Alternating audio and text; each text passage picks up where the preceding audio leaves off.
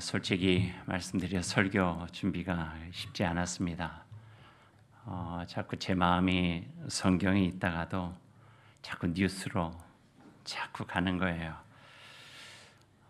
이전에 겪었던 경험으로 인해 걱정되고 불안하고 또 잠도 잘 못 자고, 그래서 아침에 이렇게 왔더니 어떤 장로님이 저에게 어떻게 얼굴이 좀 그러시네요. 이렇게 내가 그런가? 이런 생각도 했습니다.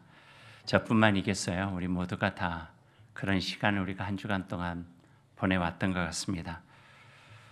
그럼에도 오늘 말씀을 보면서 우리가 살아가고 있는 시대에 직시해야 되고 또 예시적인 메시지가 담겨져 있어서 오늘 우리에게 주신 말씀이다 여기고 준비한 내용 여러분과 함께 나누려고 합니다. 오늘 말씀의 배경을 이야기한다면 두 가지로 정리해 볼 수 있을 것 같습니다. 첫 번째는 집요한 공격과 비열한 음모, 두 번째는 주님 주신 지혜와 어려움 속에 열어주신 새로운 길, 이렇게 두 가지로 정리해 볼 수 있겠습니다. 내용을 조금만 보면은요, 지난 주일 만난 유대 총독 벨릭스 기억하시죠? 이제 이임하고 다시 로마로 돌아갔습니다. 그리고 새로운 총독이 부임하게 되죠. 보르기오 베스도라고 하는 분입니다. 바울은 이 새 총독이 부임할 때까지 제대로 된 재판도 받지 못했죠. 거의 2년 정도 감옥에 갇혀 있었습니다. 우유부단한 전임 총독 벨릭스가 어떤 책임도 지기 싫어 차일피일 재판과 판결을 미뤘던 까닭입니다. 새 총독 베스도는 부임한 지 사흘쯤 되었을 때 유대에서 가장 중요한 도시였고 유대 종교의 지도자나 실권자들이 살고 있었던 예루살렘으로 올라갑니다. 새로운 총독으로 유대의 지도자들을 만나서 인사를 나누는 의례적인 시간이었다 여겨집니다. 그 자리에서 유대의 지도자들은 새 총독에게 다시 한번 바울을 고소해요. 아주 집요합니다. 자신들의 뜻을 관철시키지 못한 2년 동안의 답답함을 이제 세상 물정 모르고 또 이 사회적인 물정 모르는 새로 부임한 총독 베스도에게서 풀어보고자 하는 속셈이 그대로 드러나게 됩니다. 나름 구체적인 계획도 가지고 있었죠. 계획이 아니라 음모예요. 2절과 3절 말씀을 보니까요, 대제사장들과 유대인 중 높은 사람들이 바울을 고소할세 베스도의 호의로 바울을 예루살렘으로 옮기기를 청하니 이는 길에 매복하였다가 그를 죽이고자 함이더라. 음모가 있었죠. 2년 전에 계획한 40인의 결사대 바울 암살단을 아직까지도 해체하지 않고 가지고 있었던 것이에요. 예루살렘은요, 한 해발 800m가 조금 넘습니다. 가이사랴는 그 해안 도시고요. 그러니까 가이사랴에서 예루살렘으로 오는 길은요, 그리 쉬운 길이 아니에요. 꽤 길목도 있고 고비고비가 있어요. 그러니 얼마든지 매복이 가능하고 호송되는 길목 적당한 곳을 잡아가지고 바울을 죽여야 되겠다라고 하는 그런 음모를 꾸미고 있었던 거예요. 그래서 예루살렘에서 재판받게 해달라고 물정 모르는 베스도에게 청한 것이죠. 베스도 그들의 제안을 받아들이지 않았습니다. 두 가지 이유였어요. 첫 번째 현실적인 이유인데 베스도 자신이 이제 곧 부임했잖아요. 총독 관제가 가이사랴에 있는데 이번에 예루살렘 왔다가 또 재판한다고 예루살렘 오기가 번거로운 거예요. 그러니 그냥 가이사랴에서 재판받는 게 좋겠다. 그리고 또 한 가지는 아마 원칙적인 부분이었을 것 같아요. 바울을 낯선 유대의 영역이 아닌 로마의 법적 통치권 안에 있는 자기의 총독 관제가 있는 가이사랴에서 재판하는 것이 훨씬 더 낫겠다 하는 생각을 해서 거절하게 됩니다. 그런 이유로 분명하게 유대 지도자들에게 5절의 말씀에 보니까 이야기를 하고 있어요. 또 이르되 너희 중 유력한 자들은 나와 함께 내려가서 그 사람에게 만일 옳지 아니한 일이 있거든 고발하라 하니라. 가이사랴에서 하자 하는 말이죠. 여기까지는요, 신임 총독 베스도에게서 나름 결단력이 있고 사리 분별할 수 있는 신념을 가진 정치가의 모습도 볼 수가 있습니다. 그런데 이어진 내용을 보면은 유대에서 내려온 사람들의 집요한 회유와 긴 대화가 진행되면서 그가 현실을 알아가며 흔들리게 되는 모습들을 서서히 보게 됩니다. 어쩔 수 없는 일일까요? 아니죠. 여기서 생각해야 될 것 참 쉽지 않은 것 같습니다. 옳은 신념을 지키고 선한 길에 서서 흔들리지 않는 것. 이게 참 쉬운 일이 아닌 것 같아요. 물론 환경에 따라 적절한 유연함을 가지고 적응해 가는 것 필요하겠죠. 하지만 정한 올곧은 소신과 기준을 갖고 이해관계에 흔들리지 않는 것 쉽지만은 않아 보입니다. 우리가 현실적으로 느낄 수 있는 부분이기도 하고요. 또 지금 우리나라에서 펼쳐지고 있는 정치에 대한 부분인데 저는 여기에 대한 논평을 하고 싶지는 않습니다. 한 주간 내내 여러분들의 머릿속에 계엄이나 탄핵 등 메마르고 극단적인 단어들로 시달리셨을 텐데 주일 예배에서까지 그걸 반복하고 싶지는 않거든요. 다만 오늘 바울 사도가 그 주변에서 일어난 일들을 보면서 느껴지는 바가 있기에 이 이야기들 여러분과 함께 나누고 싶습니다. 첫 번째는 하나님의 뜻을 지니고 의롭게 살아가는 길이 참 버겁다. 그렇게 쉽지 않다. 두 번째는 잘못된 신념으로 세상을 주도하고자 하는 이들은 매우 집요하고 이해관계에 따라서 옳고 그름이 아닌 집단적으로 자기들의 목적을 이루기 위해서 얼마든지 합세해 나갈 수가 있구나. 세 번째, 진리, 자유, 의로움, 정의, 평화 같은 고귀한 가치들, 세상을 더 밝고 선하게 만들어가는 일은 정말 많이 애써야 우리가 이루어갈 수 있구나. 이런 세 가지를 생각해 봅니다. 예수님도 2000년 전이시지만 그런 걸 같이 공감하셨던 것 같아요. 8가지 복을 말씀하시는 산상수훈에서 2번씩이나 반복해서 강조하신 말씀이 하나님의 의를 지키는 자가 복이 있다 하셨어요. 의에 줄이고 목마른 자는 복이 있나니 그들이 배부를 것이요 의를 위하여 박해를 받은 자는 복이 있나니 천국이 그들의 것입니다. 요즘 저도 모르게 이렇게 제 입에서 이렇게 나오는 찬양이 있습니다. 1, 2, 3, 4절이 다 좋은데 전 예전부터 2절 가사를 가장 좋아했어요. 그 찬송이 586장입니다. 고상하고 아름답다 진리편에 서는 일, 진리 위에 억압받고 명예 이익이라도 비겁한 자 물러서나 용감한 자 굳세게 낙심한 자 돌아오는 그날까지 서리라. 기억나시죠? 이 찬양이요. 한번 가사만 읽기에는 아쉬우니 한번 여러분도 같이 불러보시겠어요? 고상하고 아름답다 진리 편에 서는 일 진리 위에 억압받고 명예 이익이라도 비겁한 자 물러서나 용감한 자 굳세게 낙심한 자 돌아오는 그날까지 서리라.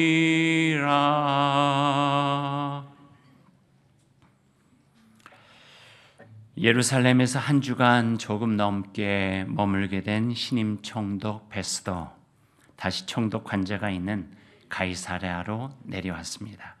그때 이 집요한 유대 지도자들 같이 따라 내려와요.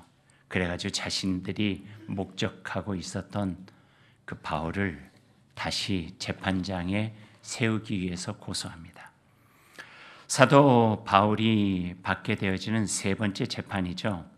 예루살렘 산헤드린 공의에서 첫 번째 재판 받았죠.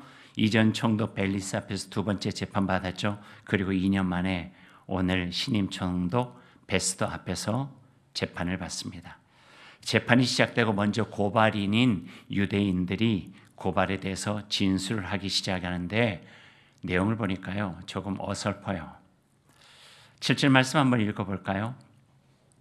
그가 나오매 예루살렘에서 내려온 유대인들이 둘러서서 여러 가지 중대한 사건으로 고발하되 능히 증거를 대지 못한지라. 지난 재판에는 누가 있었나요? 달병과 더둘로가 있었어요. 그러니 대신해서 유창한 말로 고발을 했는데 이번은 조금 다릅니다. 고발은 하고 싶고 뭔가 바울을 죽이고 싶은데 특별히 그에게서 증거를 발견할 수가 없었던 것이죠. 이어서 바울이 변론을 합니다. 8절 말씀이에요. 같이 읽어요. 바울이 변명하여 이르되 유대인의 율법이나 성전이나 가이사에게나 내가 도무지 죄를 범하지 아니하였노라 하니, 고발과 변론을 듣고 난 신임 총독 베스도가 판결을 합니다. 9절 말씀에 판결이 있어요. 같이 읽어요. 베스도가 유대인의 마음을 얻고자 하여 바울더러 묻되 네가 예루살렘에 올라가서 이 사건에 대하여 내 앞에서 신문을 받으려느냐? 예루살렘에서는 거절했는데 오면서 아마 현실을 깨달은 것 같아요. 누가 힘이 있는지를 알았던 것 같아요. 그러니까 바울에게 물어보는 거죠. 예루살렘에 가서 재판을 받으려느냐? 바울은 알았어요. 이 말이 어떤 뜻인가를. 예루살렘에서 재판을 받게 될 경우 자신의 운명이 어떻게 되고 이를 잘 아는 유대인들이 예루살렘에서 재판받게 해달라고 아마 회유했을 것이라고 하는 것들을 짐작했던 것 같아요. 그래서 베스도 총독에게 바울이 말합니다. 10절과 11절 같이 읽어요. 바울이 이르되 내가 가이사의 재판 자리 앞에 섰으니 마땅히 거기서 신문을 받을 것이라. 당신도 잘 아시는 바와 같이 내가 유대인들에게 불의를 행한 일이 없나이다. 만일 내가 불의를 행하여 무슨 죽을 죄를 지었으면 죽기를 사양하지 아니할 것이나 만일 이 사람들이 나를 고발하는 것이 다 사실이 아니면 아무도 나를 그들에게 내줄 수 없나이다. 내가 가이사께 상소하노라 한데, 베스도도 유대인들도 꽤 많이 놀랬을 것 같아요. 생각지 못했던 거거든요. 가이사에게 상소한단 말은요, 로마의 황제 법정에 내가 쓰겠다 하는 거예요. 예루살렘이 아닌 로마에 가서 황제의 법정에서 재판받겠다 하는 말이죠. 2주 전인가 여러분과 나눴던 말씀 기억하세요? 담대하라. 산헤드린 공의회에서 심한 재판을 받고 그 전에는 매질까지 당했는데 밤에 외롭게 혼자 있을 때 주께서 나타나 그 곁에 서서 해주셨던 말씀 여러분 기억나세요? 23장 11절 말씀인데요. 그날 밤에 주께서 바울 곁에 서서 이르시되 담대하라. 네가 예루살렘에서 나 일을 증언한 것 같이 로마에서도 증언하여야 하리라 하시니라. 바울은 이 말씀을 잊지 않고 있었던 거예요. 하나님이 나에게 주신 이 말씀을 언제 이루어질까 기대하고 기다리면서 2년의 시간을 지내온 거예요. 잊어도 벌써 잊을 수 있는 시간이었는데 바울의 마음에는 로마가 있었던 거죠. 로마에서 네가 증언하리라. 그러다가 이 베스도의 재판에서 이때구나, 로마다 하는 그런 마음이 일깨워진 것이죠. 거기에 대한 확신을 갖게 된 것이죠. 그래서 하나님께서 이제 나에게 로마로 가서 그리스도의 복음을 전하라 하시는구나. 그래서 베스도를 향해서 강하게 말씀한 거예요. 내가 가이사께 상소합니다. 당시 가이사 로마의 황제는요, 네로였어요. 네로. 로마를 불바다로 만든 폭군 네로. 근데 바울에게는 상관이 없어요. 하나님이 보여주신 땅이 로마이니 네로가 있거나 그 누가 있거나 이제 내가 갈 곳은 로마다. 로마에서 내가 그리스도의 복음을 전해야 된다 하는 그 마음을 갖게 된 것이죠. 여기에 우리 신앙의 여정에 굉장히 중요한 메시지 하나가 담겨 있습니다. 기억해야 될 것은 결코 잊어서는 안 된다는 거예요. 잊어서 안 돼야 될 것은 끝까지 기억해야 된다 하는 말씀이죠. 그것을 잊을 때 우리 낙심해요. 잊어버릴 때 변심하고요. 잊어버릴 때 포기하게 됩니다. 하나님은 자신의 사람들에게 중요한 말씀을 하실 때마다 꼭 뒤에 붙여서 하신 말씀이 잊지 말라, 기억해라. 잊지 말라, 기억하라. 얼마나 많이 말씀하셨는지 몰라요. 아브라함에게도 그랬고요. 모세에게도 그랬고요. 여호수아에게도 그랬고요. 이사야, 에레미야, 에스겔 그 험한 세월을 하나님의 말씀 지니고 살아간 모든 이들에게 잊지 말라, 잊지 말아야 된다, 기억해야 된다. 얼마나 강조하면서 그 말씀하시는지 모릅니다. 그분의 아들 예수 그리스도 딱 아버지를 닮았어요. 정말 기억해야 될 만한 일이 있으면 제자들에게 잊지 마라 이야기하셨어요. 기억해야 한다 말씀하셨어요. 좋은 일이 있고 선한 일이 있어도 기억하여 내 이름이 전해지는 모든 곳에서 이 이야기도 전해지게 되리라 하는 강조해서 하신 말씀들을 우리가 성경을 통해서 보게 됩니다. 이제 얼마 안 남았네요. 금년도요. 근데 저희들이 우리 교회에서 하는 신년 첫 예배를 드리고 오후에 하는 그 예식이 있어요. 계약 갱신 예배. 계약 갱신은 계약, 우리가 하나님과의 언약을 맺은 언약 백성으로서 서원하고 또 내 마음의 사명감으로 가진 것을 다시 한번 계약 갱신. 아, 내가 그 사람이지. 내가 그러한 역할을 가지고 있지. 하나님 앞에서 내가 그런 서약을 했지. 그런 언약을 했지. 기억하게 하는 거예요. 그러지 않으면요. 세파에 휘둘리고 세상 복잡하니 잊어버리기 쉽고 기억하지 못하고 내가 누구인지조차 그 정체성조차 희미해지게 살아갈 수 있는 일들이 얼마나 많이 있는지 모르겠어요. 목사로 안수받을 때 가졌던 서약들, 장로로 임직받을 때 가졌던 서약들, 우리 권사님들은 권사로 서약받을 때, 임직할 때 여러분이 서약했던 게 어떤지 기억하세요? 집사님들은요. 그보다 더 우선적인 내가 세례를 받을 때 이제는 내가 죽고 없습니다. 예수 그리스도의 은혜로 내가 다시 살아납니다. 그러니 이제는 내가 나 사는 것 아니고 내 안에 계신 예수 그리스도가 나를 살아가는 일에 내가 온 힘을 다하겠습니다. 내가 나 됨은 예수 그리스도의 은혜 때문이라. 이게 언약 백성이 가지고 있는 서원, 서약이죠. 그걸 잃어버리면 우리는요, 무늬만 그리스도인, 무늬만 목사, 무늬만 장로, 무늬만 권사, 무늬만 집사, 무늬만 하나님의 사람으로 변질되고 전락해버리고 추락하는 거예요. 그 모습을 보면서 하나님의 영광이 가려지게 되는 거고요.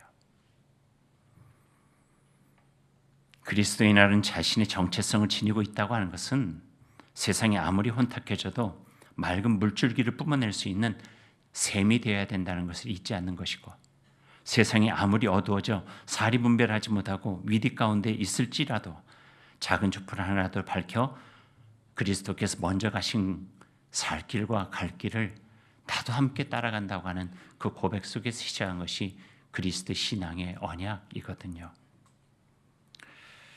제가 사진 한 장 보여드릴게요.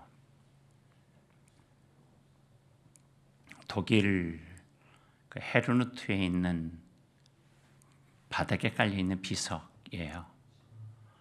깨진 것이 아니라 원래 저렇게 생겼어요. 1933년에서 1945년까지 나치 히틀러 시대 때에 헤르누트에 있었던 모라비안 형제들이 너무 두렵고 겁이 나서 침묵하고 있었다고 하는 것에 대한 자신들의 죄책을 고백하면서 잊지 말자, 기억하자. 우리가 그리스도임을. 어떤 두려운 상황이 있다 할지라도 우리가 하나님의 백성임을 잊지 말자 해서 묘비처럼 비석을 세워 놓은 거예요. 앞에 있는 독일어는요, 우리 죄를 사하여 주소서라고 비유해요. 선한 능력으로 우리가 예배 전에 부르는 찬양이죠. 독일의 보네퍼 목사님의 옥중서신에 있었던 시에 곡을 붙여서 부르는 찬양입니다. 1930년대 나치의 서슬퍼런 압제가 시작될 때 목사로서의 고뇌, 하나님의 말씀을 전해야 되는데 어떤 말씀을 전해야 되는가 했던 그 마음속에 있었던 부분들을 고백하기 시작해요. 한 주 한 주 암울한 시대에 말씀을 전하는 것이 힘들고 너무너무 힘들었는데 그래도 엄혹하고 메마른 광야 같은 삶에서 그리스도인을 어떻게 살아가야 되는지를 주님께 묻고 주님 주신 말씀으로 나누고, 그래서 그의 설교 한편 한편에는요 황폐해진 독일인의 마음을 어루만지는 하나님의 사랑과 치유가 있었고, 전쟁으로 인해 찢기고 갈라진 백성들의 마음에 남는 적대감을 벗고 하나님 안에 산 형제 자매를 거듭나기 위한 용서와 화해가 있었고, 더불어 교회에게 그리고 그리스도인 된 성도들에게 현실을 직지할 수 있는 해안과 그들에게 주신 하늘 아버지의 메시지를 가슴에 담고 길 없는 길을 헤쳐나갈 수 있는 거룩한 사명도 제시하기 시작해요.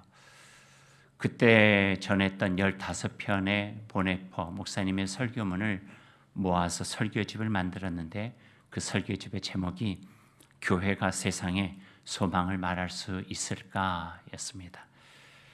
15편의 제목만 보아도 그분의 그 절실한 마음을 우리가 볼 수 있을 것 같아요. 하나님이 인자하심을 볼 수 있을까? 깨어서 기다리는 복된 사람이 될 수 있을까? 신실하게 믿음의 길로 우리가 걸어갈 수 있을까? 형제의 얼굴에서 하나님의 얼굴을 발견할 수 있을까? 이기심을 버릴 수 있을까? 타인을 새롭게 인식할 수 있을까? 교회가 세상의 소망을 말할 수 있을까? 두려움을 극복할 수 있을까? 하나님께 굴복할 수 있을까? 심판의 날에 기뻐할 수 있을까? 구원이 오는 소리를 들을 수 있을까? 우리가 서로를 섬길 수 있을까? 하나님 앞에 설 수 있을까? 올바른 길로 갈 수 있을까? 구원의 비밀을 누릴 수 있을까? 지금 우리가 물어야 하는 질문이기도 하고 지금 이 시대에 우리가 들어야 하는 하나님의 말씀이기도 합니다. 그리고 기도해야 합니다. 하나, 기도가 치열한 현실에서 숨는 도피굴이 되어서는 안 되고요. 간절하고 진심 담은 기도로 하나님의 뜻을 깨닫고 그 기도로 우리를 가다듬어 이 시대 속에서 부끄럽지 않은 그리스도인으로 살아가야 된다는 말씀을 오늘 이 본문을 통해서 우리에게 들려주고 계십니다. 대림절입니다.